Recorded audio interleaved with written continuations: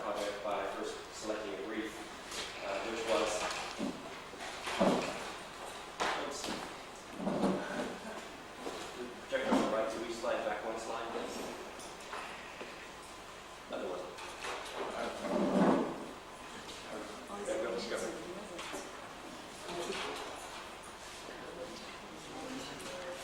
And let's just start with getting other students here. Let's go back, please.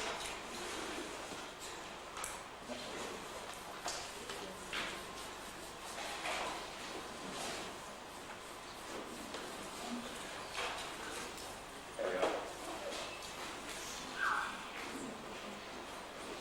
Right. The project I chose to do this exercise was a replacement for a pedestrian bridge, which is in a medical complex in Houston, Texas, a very large complex of 13 hospitals and various medical research institutes, all grouped together in a large urban cluster. The first building, the older of the two buildings which the bridge connects, is a 30-story office tower here. And then several years later, a large 8-story hospital tower was built as an adjunct to this hospital. Both are precast concrete structures, and they're separated by 7 lanes of traffic at a major thoroughfare in the city. And a 2-layer pedestrian bridge currently connects the second floor level and the third floor level. Houston is a particularly automobile-oriented city, and the ground floors of both of these buildings are devoted to parking. So, in effect, within this medical complex anyway, the public realm is really at the first level. Almost every building has its lobby, public space at the first level. And so the lower level of the bridge connects to the public lobbies. The upper layer of the bridge, the upper level, is actually fairly private. It's used mostly by doctors who generally have their offices in this building and see their patients in this building, and occasionally by patients which go back and forth and they are going to have small operations or procedures done within the doctor's offices. The current bridge is a simple steel box truss wrapped in glass. Fairly simple. It's very heavy. And the way it was supported was some steel columns were retrofitted into the fabric of this pre-existing building here to take one end. And because there's a fairly wide pavement at the other end, a concrete pier was placed at the very edge of the street right here, some 3 meters out from the building. And the other end of the building is cantilevered. The other end of the bridge, beg your pardon, is cantilevered there. Now, in designing a replacement for this bridge, it struck me that there were 2 particular problems inherent with a pedestrian bridge that connects 2 buildings.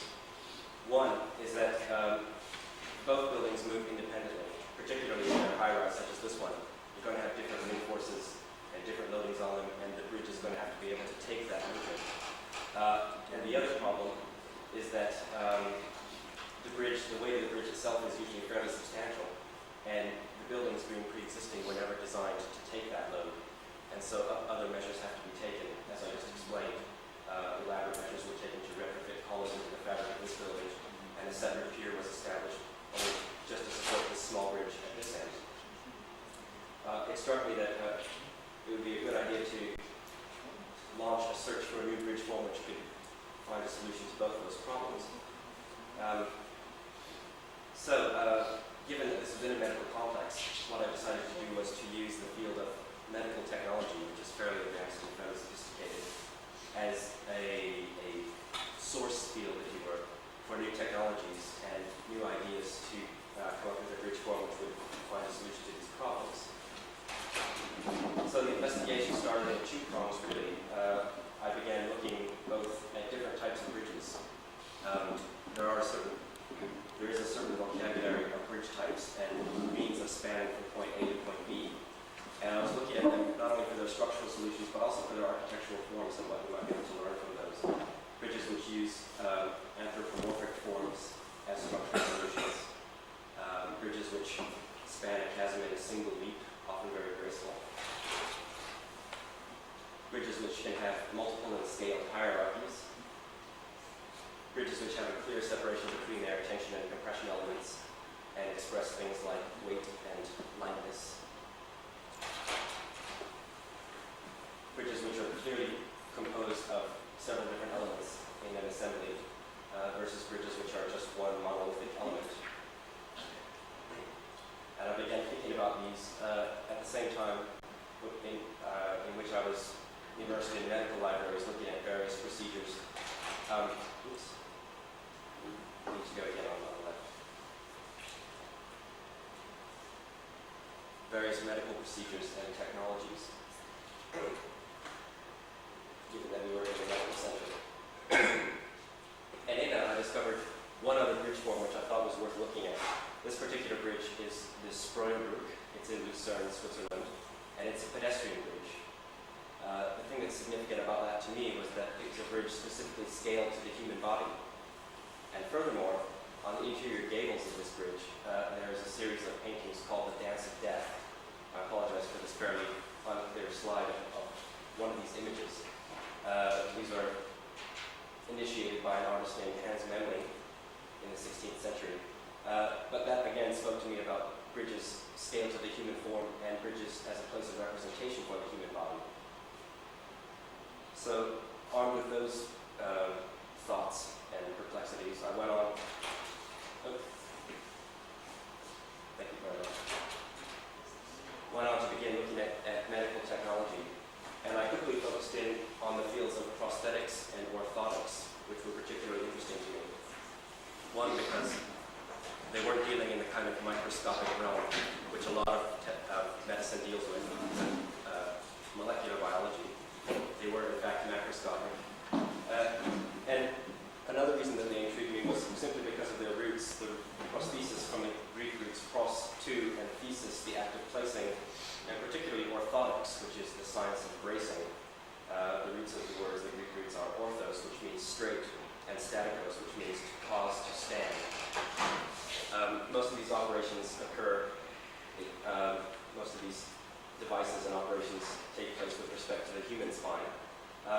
All mammals and all animals with endoskeletons, in fact, have very similar characteristics in their spines with some variation. We all have a series of vertebrae stacked one on top of the other, and all our vertebrae have, in some form or another, spinous processes, which are the bumps that each of us can feel going up and down our back. The spinous processes serve as a means of attachment for a continuous tendon, which runs up and down the back, and a whole series of ligaments and muscles which are also attached to that. So it's often misleading when you look at pictures just of the skeleton, because what we're seeing, in fact, is the compression system, a series of discrete compression elements, and what's missing, in fact, are the continuous tension elements, these sinuous ligaments and tendons, which together serve to cause us to enable us to stand erect. Another thing about the spines, human spines and animal spines, which are interesting, are these little bits here, where we can see the vertebrae interlocking a bit. The technical term for these, I believe, is pronounced zygohypotheses. And the zygohypotheses in various animals are quite interesting because they determine the degree of flexibility of the spine. Humans have a fairly flexible spine. Cats, if you can imagine, have an extremely flexible spine. Their zygohypotheses are very small, and the vertebrae have a great deal of freedom to rock one with respect to the other, which enables cats to get the kind of arched back that we're used to. A goat, for instance, has such stiff interlocking zygohypotheses that its spine is almost not flexible at all, which enables the goat to carry tremendous loads. A hedgehog, if you can imagine, such a small animal, can actually take the weight of a human being standing on its back. So stiff are its zygohypotheses, so interlocking. And so those ideas, again, spoke to me about how you can make a structure which is both flexible and stiff at the same time, stiff in certain degrees and flexible in other degrees as required. The prosthetics and orthotics were interesting to me because these were means of manipulating and altering those characteristics of flexibility and stiffness in the case of disease or injury. There we are. This is a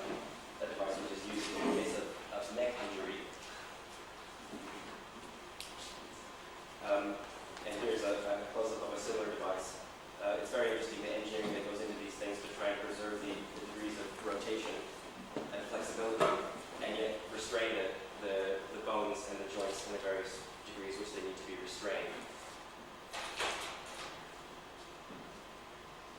Again, I apologize for the fogginess of this slide, but here is a sort of bracing along the length of the spine, an attempt to put the entire spinal cord into a sort of bending moment.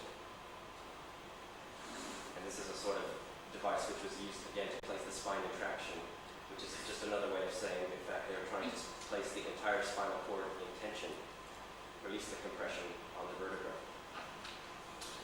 Another thing that's very interesting about prosthetics and orthotics is that it has to do quite a bit with bones, the compression members.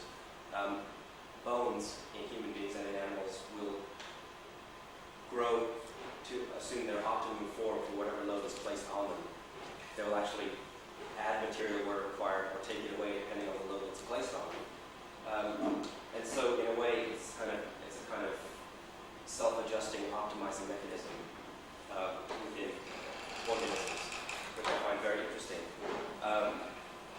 Bridges are not often seen as dynamic things. Bridges are often seen as fairly static things. The bridge which I talked about before, which I'm trying to design a replacement for, is in fact a very stiff, static box truss. The problem which I mentioned as one of the things I set out to solve of the differential movement between the buildings is taken up in a fairly standard way. The fairly standard solution for that is to put a kind of clumsy sliding joint at one or both ends of the bridge, so that as the buildings move, the bridge can just slide along between them and allow that movement without being affected by it.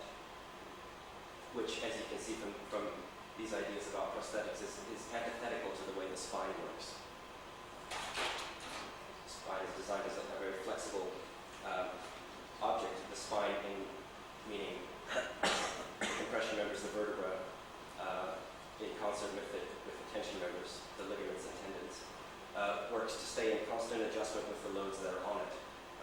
Even as we stand, seemingly in a static position, we're constantly making tiny adjustments to movements. Wind that blows us, or the way we adjust our weight, so that our spine, the structure of our bodies, constantly stays in equilibrium with the forces that are imposed upon it.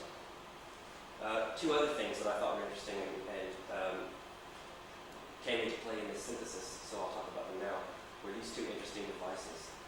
This is called a funicular polygonal revolution, and it was championed by an engineer named Robert Rigollet, who was at the University of Pennsylvania earlier this century, and he worked quite a bit with Lou Kahn. He thought this was quite an ideal structure, and quite a universal structure. It's in effect a beam, and the compression members, I beg your pardon, are taken in a single central axis, while the tension members are taken in a series of cables which are wound in opposite directions around the outside. The winding of the cables means that this beam, if you will, is able to take forces, resist forces in any direction. But what's particularly interesting about this is that the separation between the tension and the compression members is achieved not by some sort of strut, but in fact by these rings. And what Rigollet realized was that the ring is extremely effective in radial compression. And so he's exploiting the radial compression of these rings to take the force which separates the compression from the tension members. If you think of a bicycle wheel, we're all fairly familiar with a bicycle wheel. The hub could be seen as the compression member, and the rim could be seen as the tension members. And there's just a series of very thin spokes, always in tension, which make that thing into a very light yet rigid structure. So if you just bear this in mind, you'll see how it comes into play. This is a structure more recently done by Christopher McCarthy, now Battle McCarthy. Some of you may be familiar with his work. And it is a flexible truss. What he's done is he's taken the compression members and pinned them together so that the compression members are actually allowed to rotate one with respect to the other. And he's maintained continuous tension members, tension forces. But what he's done is put spring-loaded pulleys on the tension members so that he allows their length to adjust while they maintain a constant force. And what that does is it allows this arch form to displace with the load that's placed upon it. So that any time the forces imposed upon the arch change, the configuration of the arch changes, and it is allowed. That enables it to stay in continuous equilibrium with the forces, much like musculoskeletal anatomy that I've been discussing.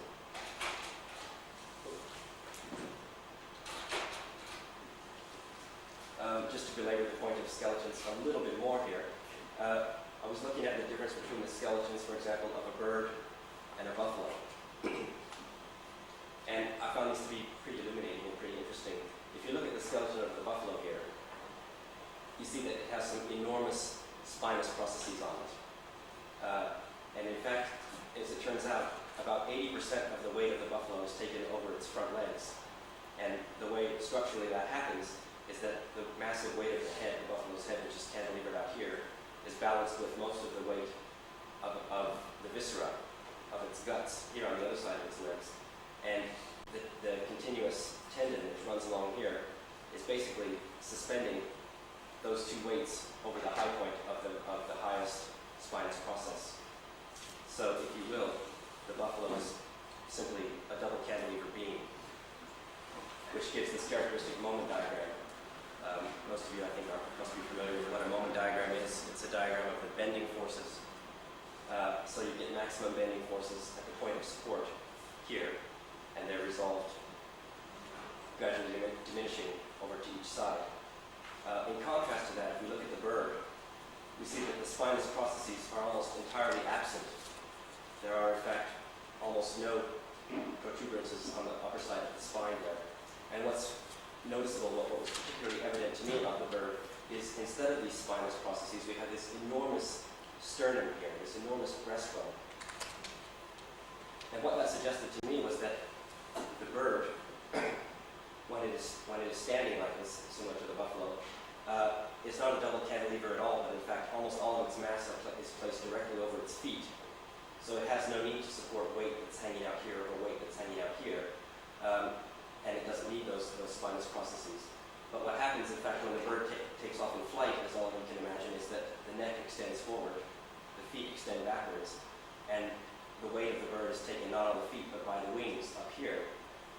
And so suddenly, rather than being suspended from a high point like the buffalo, rather than being suspended, on a point of support, such as the feet down below, the bird is suspended on a high point at the base of its wings. And so, if you will, the buffalo is tied up in a top knot. All its sinuous guts and ligaments come up and are tied in a knot at the top of the spinous process here, while the bird in flight is tied in a knot on its breastbone down below. They're the opposite of each other. And I think the forms of the skeletons and the configuration of the viscera reflect that. I've tried to show in this diagram the way the moment diagram inverts here. You have this double moment diagram, which is one way when the bird is standing, and it flips the other way when the bird takes off into flight, when suddenly the weight is based not on the feet down here, but on the point of intersection of the wings and the spine right here. So let's go on and see other way, how that translates into a bridge. I started to think about a bridge which might be made up of discrete compression elements analogous to the vertebra, with continuous tension elements analogous to ligaments and tendons, which would take those. The idea being that possibly this might solve the first of the problems I named, i.e. that we need to take a differential movement. And if you could make a bridge made up of discrete elements, then perhaps the necessary movement could be taken up at the intersections between these compression elements, rather than entirely taken up at one end, as is the current situation. So this is just a sort of study model, a conceptual model for an articulated bridge with discrete compression elements, continuous cables which take the tension, and they're separated by a series of struts here. And the torsional forces are resisted by a series of key plates between the tension elements. There we go. This is a second study model, again exploring the same idea. Here we have discrete compression elements with some sort of joint between them which allows movement, and a continuous tension element below, again with a strut. And this bridge, the bridge in this form, houses all of its occupants within the compression elements, as you can see.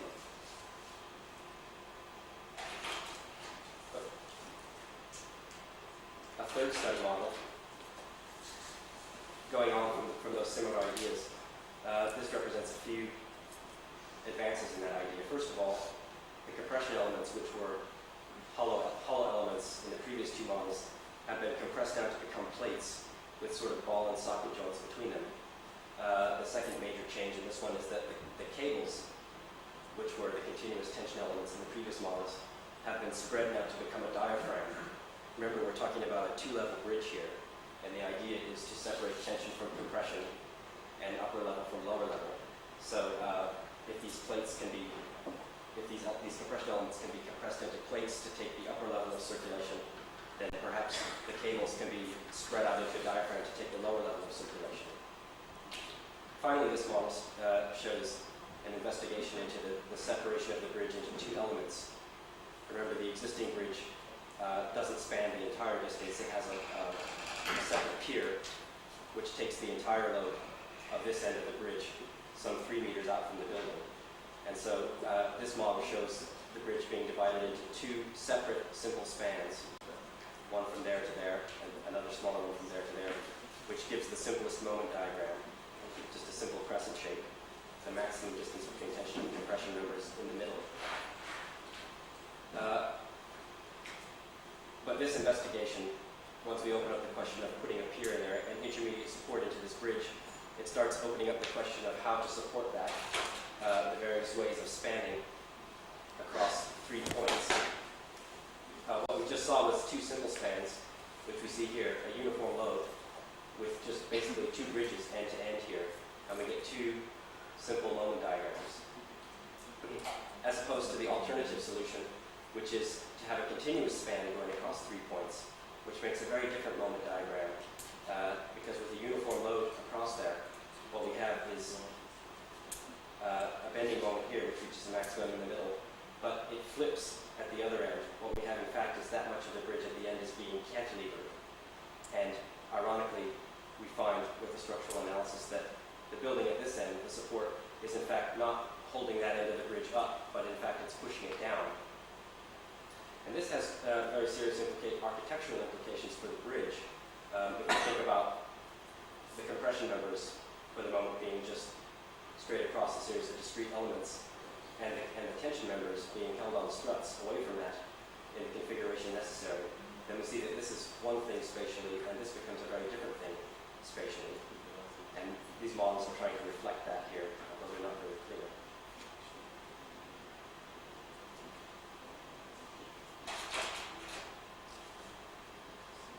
So, again, this is another study model for the bridge as two separate spans.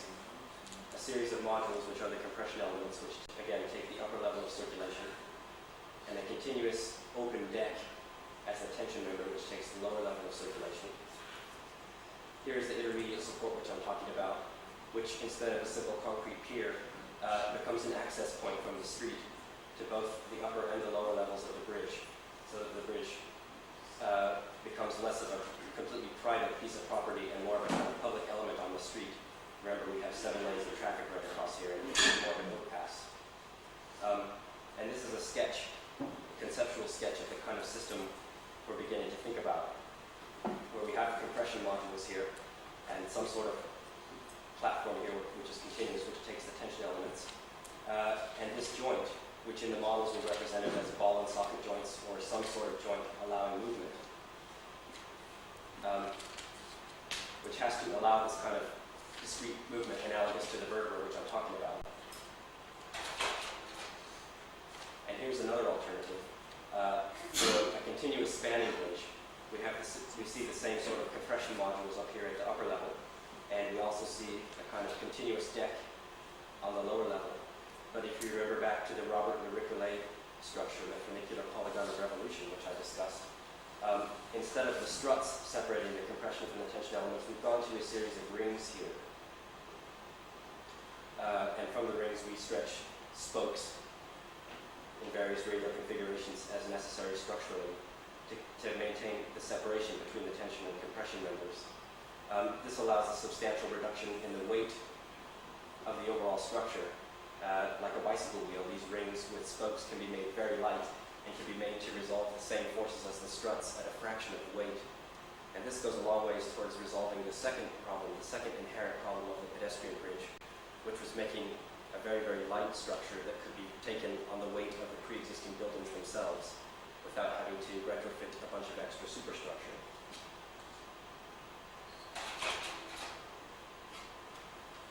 Again, going back to the detail models, here are two various options for the way to proceed from here.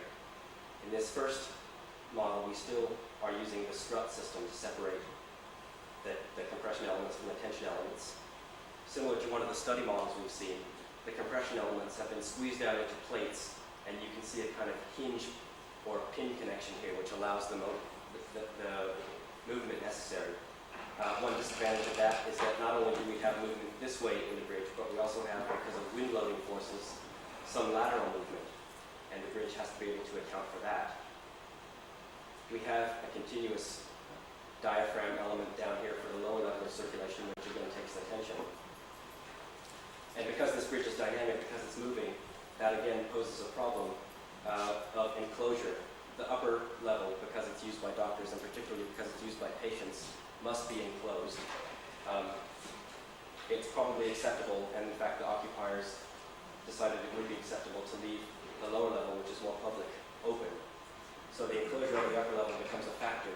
And in this model, we're exploring the use of a kind of skin, which is fitted over this entire structure on the upper level.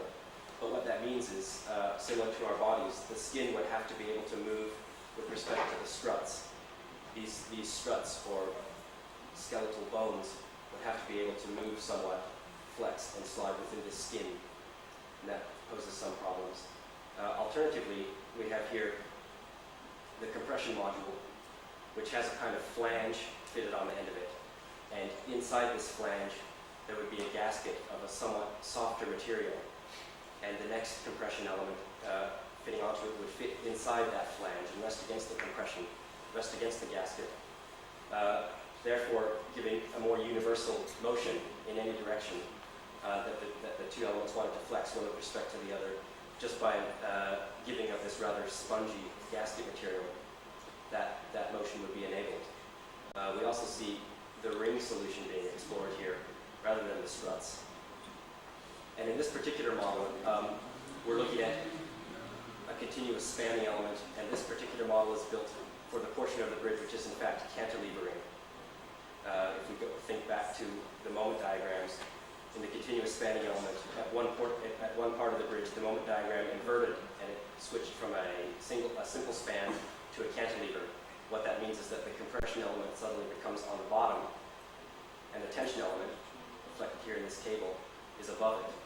So this is an exploration for a bridge where the compression elements are the lower level of circulation. The upper level of circulation is taken on top of those compression elements. This is a non-structural canopy that we're seeing up here.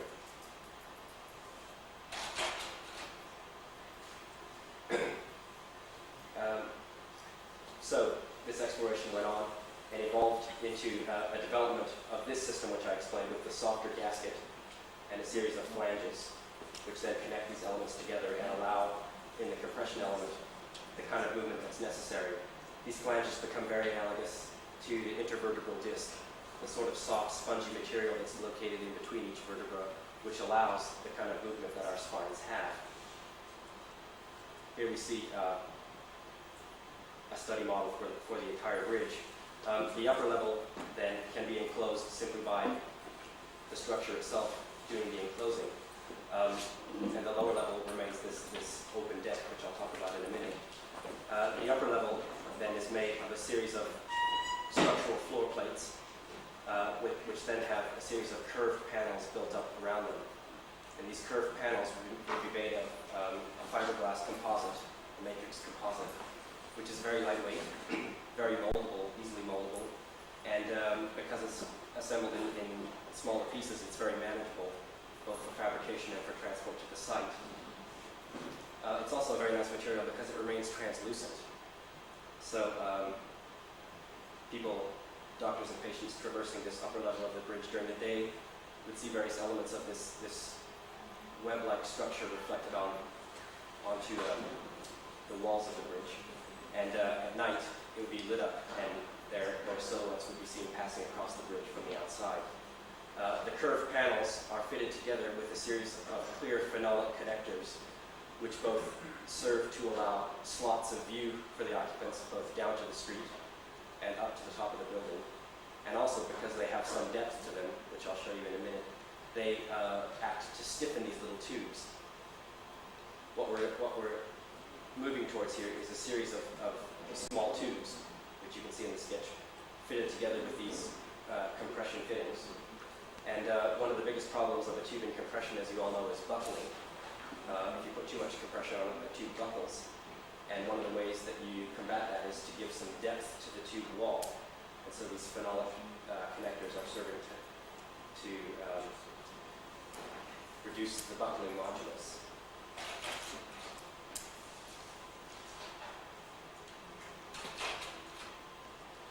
Again, another view of the same model where you can see a little more clearly these transparent phenolic connectors, which I'm talking about, and the translucent curved plates. At the end here, we see one of the flanges where you have the joint of the softer gasket material and the tube itself. And here we have the ring and some of the spokes, which are serving to hold the whole thing up. On the right is just a sketch, again, going back to the vertebra, where this is all coming from, with the interlocking zygopophyses determining what sort of stiffness we have, and the spinous process of different shapes and different geometries holding the tension members to determine the overall stiffness and the overall flexibility of the assembly.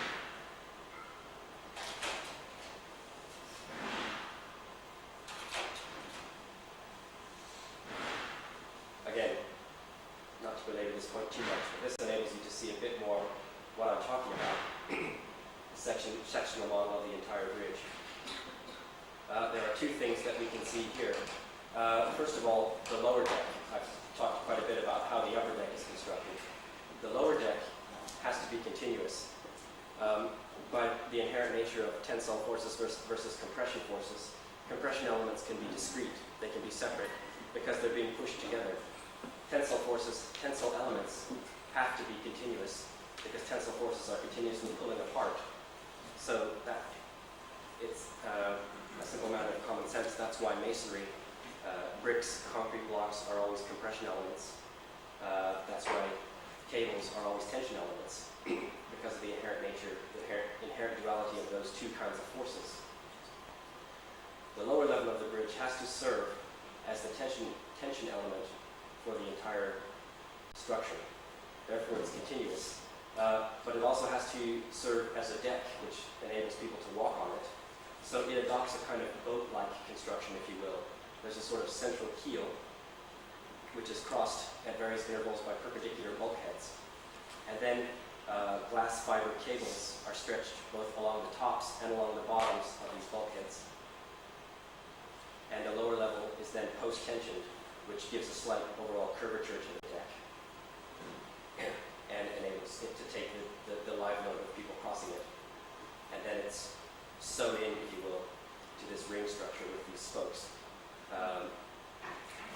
forming the overall spinal bridge. The other point I want to make is that this ring, which I've been going on about, started as a circle, and you can see now that its form has evolved into ever so slightly an ellipse. And there are two reasons for that. One is that this ellipse reflects the fact that the dead load and live load forces, the vertical forces on the bridge that need to be resolved, are quite a bit stronger than the lateral forces, which are effectively only wind forces. So the form of the ellipse reflects that. And the other fact is that a circle has only one center, and an ellipse has two centers, or two foci. And this bridge has very much two levels, or two centers, and so the ellipse also reflects that. There we go. Again, here's a close-up of that detail model showing the lower level of the bridge with its ring, the flange on the upper level, which connects the compression gaskets, and this boat-like keel and bulkhead structure, which I've talked about, with cables running at top and bottom. This axionometric drawing shows the stages of construction, hypothetically, where the connection to the building on either side would be placed, the connection which I'll go into in just a moment. And the first cables would then be strung across. And then the flanges would be strung to their elliptical rings. and hung onto the cable, and the whole thing would be sort of knitted together, if you will. And you can see it constructing itself. Each of these end joints, which I'm going to go into in a minute, also has a suspended staircase on it, which connects the lower level of the bridge, the public level, to the pavement on either side, making the bridge a slightly more public space rather than just a private piece of property for the hospital.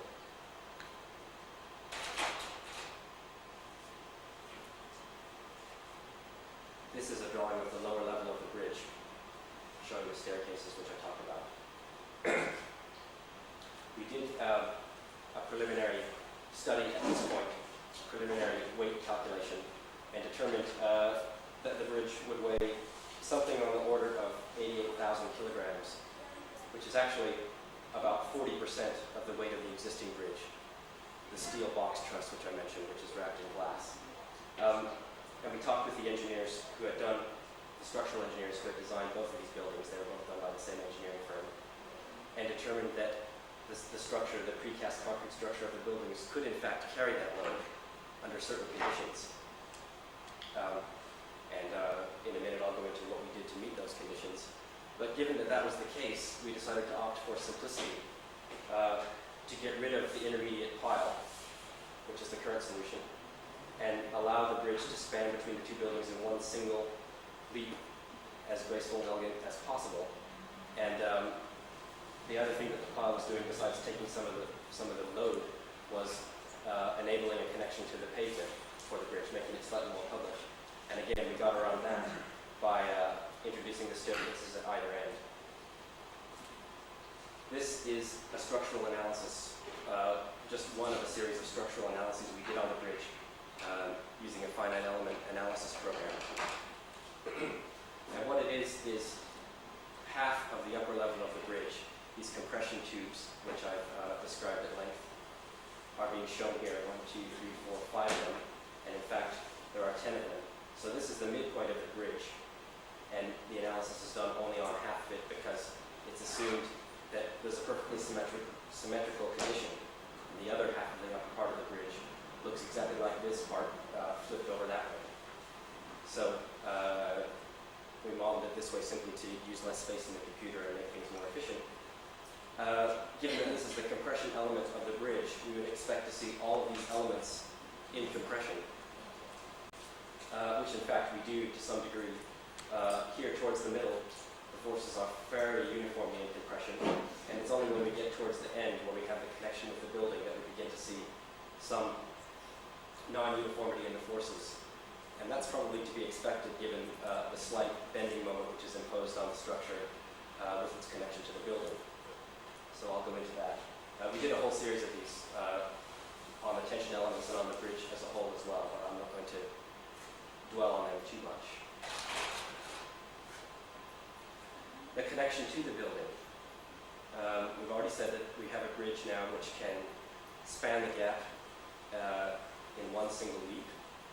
It weighs 40% approximately of the existing structure, and that 40%, that weight, could be taken on the precast concrete structure of the existing buildings. The problem is it cannot be taken on buildings in point loads the way the current bridge is supported. As I said, at one end of the current bridge they have steel columns retrofitted into the fabric, and all the dead weight of that end of the span is taken straight down onto those two steel columns. Near the other end they have a concrete pile, and the other portion of the load of the bridge is taken right on that pile, which is fairly small, so those are very definitely point loads. Another thing about this bridge is that it hit the buildings, both of them in fact, not on their column lines. So it had to be supported on the precast concrete beams. So again, it's an even more complicated resolution of forces, where the lateral load of the bridge has to be taken by the concrete beams, which then transfer it horizontally over to the columns and down into the ground. So, going back to our study of prosthetics and orthotics, we began looking very carefully at this device, which again deals with the spine. If any of you have ever experienced or know anyone who's experienced traumatic head injury or spine injury, you may be familiar with this. It's called the halopelvic distraction apparatus, or the HALO. And what it is intended to do is to put the spine in tension, in traction, to take some of the compression load off those vertebrae to enable them to heal. Any prosthetic surgeon will tell you that it has to be used very carefully because, as I said, bone is going to change its form over time to adapt to its loading condition. And so, by installing this device on a person, you're changing the loading configuration of the vertebrae in the spine. And if it's left for a long enough time, those vertebrae are going to grow to take a different form. And when you remove this loading apparatus, the resolution of the forces in the spine are going to be very different. And that's a comment on the state of medical science, that they can control this to an extent that they can encourage the vertebra to grow and resorb to adopt the desired form. And when they remove this device, the spine is in fact healed. It's a little bit gruesome looking. It is in fact a gruesome device. It's actually installed on the pelvic bone with a series of screws that are drilled and screwed into the pelvic bone. And it's installed, the other end is installed on the head, again with a series of screws that are fitted into the skull. There are then bars which go between them, which separate the two, putting a continuous tensile force on the spine, putting it continuously into traction. But what's interesting about these devices is that at the base of these bars, here we go. At the base of the bars, there are in fact springs, so that while we have a continuous tension force between the pelvis and the skull, some body motion is allowed, some rotation and movement at the hips by the extension and compression of these springs. Here's a series of diagrams showing the installation in figurative terms of the halo, drilling through the pelvis and drilling through the skull. So that struck us as a means for spreading the load onto these precast concrete structures in the way necessary to allow us to hang the bridge onto the buildings. I apologize for this dark slide, but this illustrates what's going on. Here you see the upper level, a piece of these tubular compression elements with the flange at the end. Here you see a piece of the lower deck of the bridge, the keel and bulkhead structure. This sort of rectangular object that you're seeing here is a frame, a sort of steel frame, which supports both the upper level and the lower level of the bridge. The steel frame, in turn, is attached to 3 different floor slabs of the building: the first floor, second floor, and third floor. The concrete beams are moving right through at those levels. And the attachment to these beams has a sort of spring or shock absorber on it. And what that means is that any force, any load that's applied on either level of the bridge, the lower level or the upper level, is transferred to this frame. And the frame then distributes, by means of these springs, then distributes that load evenly between all 3 floor slabs. Therefore, the entire load of the bridge, its live and dead loads, aren't taken too much on any one point, but are spread out over several points and several levels of the bridge, which enable us to get around this problem. And in fact, the bridge would be able to be carried on the existing structures of the buildings. Again, here you see the staircase I mentioned, which ties the lower level down to the street. And rather than going, trying to put in foundations on this public property, what we devised was a staircase which is suspended on this frame from the upper level. And it doesn't even touch the ground, it just sort of goes and hovers down around the bottom there. If you will, it's a little bit like the coccyx, or the last 5 vertebrae, which suspend down below the pelvis. And no one is quite sure what those are really for in human beings. They're sort of an evolutionary leftover. But there you are, there's the staircase. And this is just a perspective of the bridge.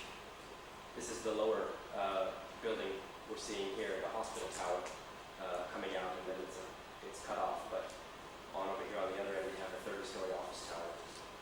This is a Renaissance engraving, or an Enlightenment engraving, I beg your pardon, from the 17th century, anatomy book. Just talking about the fact that by using this technique, this technology transfer, which is what this exercise started out as, and by choosing the tools or the technology as the donor field of technology appropriately, all of that helped to shape not only the solution to the problem, the way we got around the problems that we were confronted with, but they helped to shape our whole conception of the problem itself. A pedestrian bridge in a hospital, which resonates with the core concern of a hospital or a medical complex, which is the human body. Buildings, when we talk about building, we use a lot of terms like skeleton and skin, again resonating with these ideas. And so this was an attempt not only to come up with a new idea technologically, a new bridge form technologically, but to come up with a new conception, in fact, for the bridge. And hopefully one which would remain inherent in the project when it was built, when it was installed, and so that the people who use this bridge and the bodies that move through these upper levels and lower levels, whether they're well or healed, broken or restored, would have some sort of resonance with their bodies themselves, based on the genesis of this whole idea. And if you'll permit me, I'd just like to read an excerpt from someone who was very influential in my thinking on this project. It's an excerpt from a series of essays by Richard Seltzer. I don't know if any of you know of Richard Seltzer, but he teaches both surgery and creative writing at Yale University. And he writes very poetic essays and very graphically detailed essays about what it means to be a human being and to actually cut into another human being, and what it means as a human being to stick your hand into the viscera of another human being. It's enough to make someone squeamish like me put the book down, I can tell you. But there's something about his writing, his essays, which compelled me certainly to go on writing, to keep on reading them. And it's certainly that same sort of thing which I was striving to make inherent in this project. Maybe we should focus that a little bit.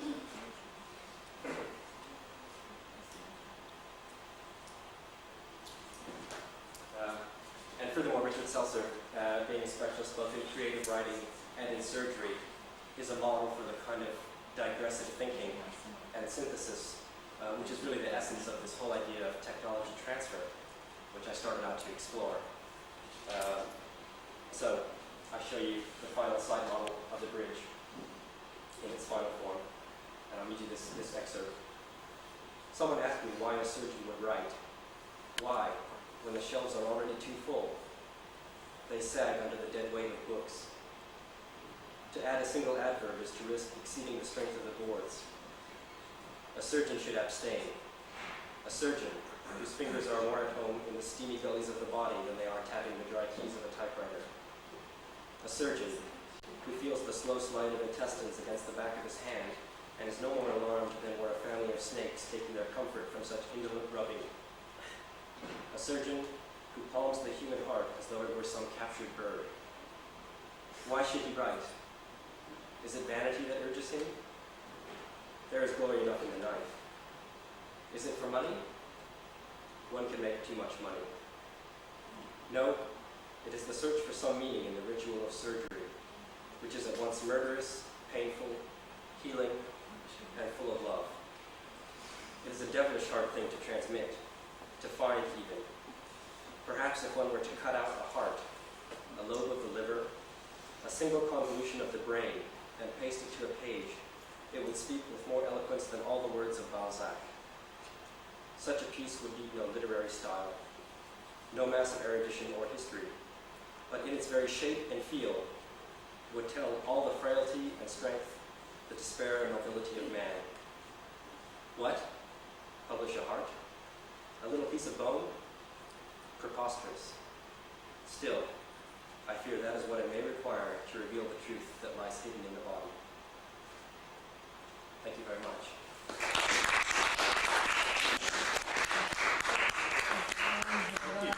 Well, I don't know if we can promise you anything quite so gruesome next week, but please do come back, and if we can make it a bit earlier, it would help. Okay, thanks a lot. See you next week. Thank you very much. Mark,